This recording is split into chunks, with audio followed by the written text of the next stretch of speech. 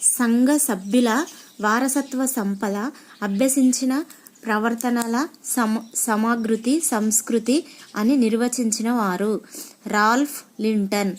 ప్రత్యేక పీరియడ్లు కేటాయించి నీతి బోధన చేయటం. ఆన్సర్ పాఠ్యాంశ ఉపగమం.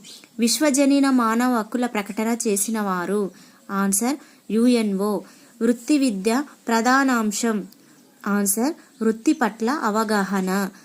జైన బౌద్ధ సంప్రదాయ విద్యా విధానంలో విద్యార్థి దశ ఏ ఉత్సవ కార్యక్రమంతో ప్రారంభమవుతుంది?